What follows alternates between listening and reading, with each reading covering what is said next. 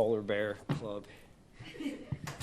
Okay, first I'd like to start off, again, just continuing to pray for everyone in the Brown University situation in Australia, in that situation as well. Again, it's not just a one-time thing, but know that they have our love and support and our thoughts as they move forward and all those that are affected. Injury report here for you guys.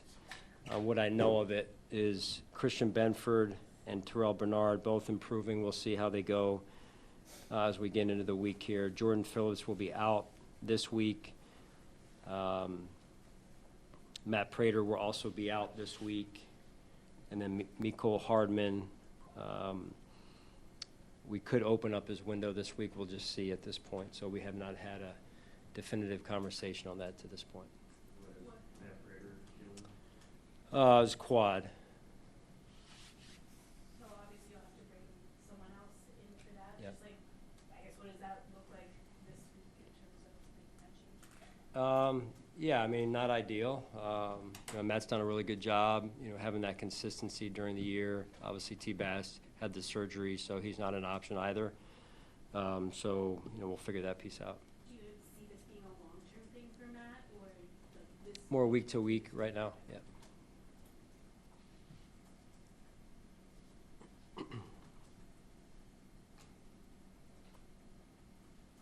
What have you seen from Ray Davis in the kick return game, and how comfortable he's been the last few weeks? Phenomenal. Just his mindset, let's start there.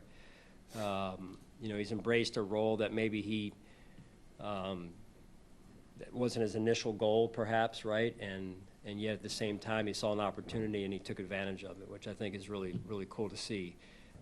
He's taken a lot of pride in doing well, and that kickoff return team, as you know, up until, I don't know, guesstimating 4 or 5 weeks ago, we hadn't had much in terms of field position, but of late, those guys are doing a phenomenal job, Coach Tabor, Coach West, and that kickoff return team overall. And then Ray's mindset has been top shelf, and very impressed with the game yesterday and how that helped us field position-wise. That was big. Sorry, one more thing on Matt Prater. Is it his kicking leg or his planting leg?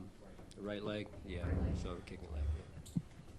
I didn't know about it after the game. I'm sorry, I just found out about it today, so No worries. the details are generally speaking. Go ahead. How did you see Joey Bosa impact the game in his return? Well, the last play on defense was huge. We ran a little bit of a blitz or a simulated blitz there, and he did a great job. That's an unselfish play on his part. Great job insulating some of the shallow cross areas right there, and then he's got a good feel for the game and knowing when the quarterback was starting to escape from a contained standpoint. Did a great job of getting his hands up and pressing the pocket there. So it was a great play for us. I know, this is a guy who's been in the league for 10 years, but what has allowed him to fit into your defense as well as he has? Number one, he loves football. He loves the process, loves to work at it. I think those are right off the top of my head, at least, are 2 to 3 important things of being a good football player and guys that we look for. So the important part for us is trying to keep him as fresh as possible down the stretch here, so he can be as effective as possible for us in the pass rush game in particular. Going into that, there's been times throughout your tenure here, you've had 5 to 6 defensive ends rotating in, and by the end of the game, because of the injured majority, you were down to 3 Yeah. in the second half. So what is kind of the plan to maybe minimize some of those snaps that Joey and even Greg and AJ are getting? Yeah, Joe, it's a great question. We were talking about it this morning. Really what had happened with Jordan Phillips going down, we had TJ playing end, so TJ then was playing both. He had pretty much only practiced end.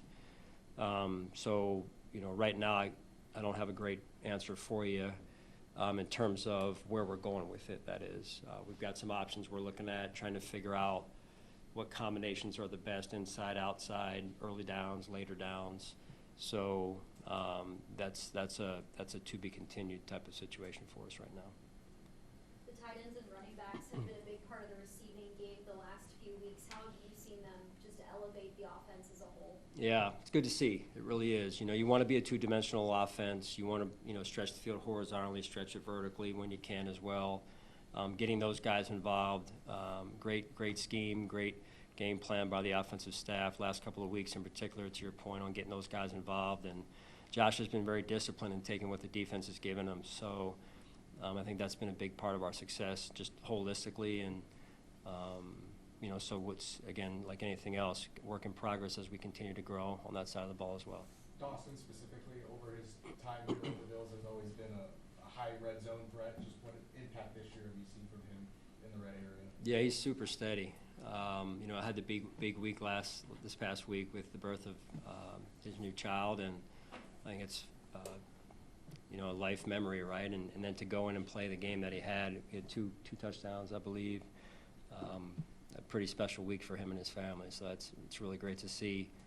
He's a leader for us and a big piece of our offense, and then his rapport with Josh as well is important. Sean, you've talked a lot about Davies since he's been back and the relationship you guys have as your first draft pick since you got here. What did you think of his game yesterday, and then just holistically, kind of what has he meant to that defensive back room or even to the defense as a whole now that you've been around him for a good chunk of this season? Yeah, very few people work as hard as Tre'Davious White, and you know, from the time he first walked in the door, and now that he's back, again, the work ethic hasn't changed. His love and appreciation for his teammates. He's a tremendous person, and it's great to see him. You know, like yesterday in particular, reaping the fruits of his labor, because he is as hard as worker as there is out there, and he loves the game, and it's just good to see. It really is. It's been special to be around him again and have his family here in the community with us. Sean, what did you make of Keon's performance yesterday? Yeah, you know, overall, like the wide receivers, I would say kind of all in the same boat a little bit, right? Wanting to get them more involved, wanting to get them going a little bit more than we've been able to. Having said that, again, it's important that the ball goes where the open player is. So, you know, we had a couple opportunities yesterday, some taking advantage of, some we want back. I know those guys are going to continue to work hard at it, Keon being one of them as well. So,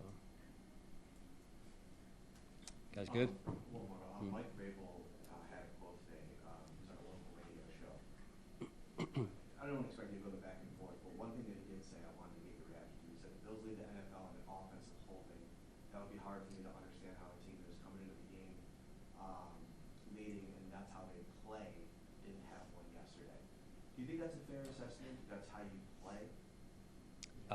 We go by what the officials call. We're focused on the Cleveland Browns at this point, so you know, Mike can talk, you know, what he wants to talk about. With all due respect, you know, we enjoyed a good game yesterday, hard-fought game, and we're moving on to the Cleveland Browns. So, all right, thank you guys.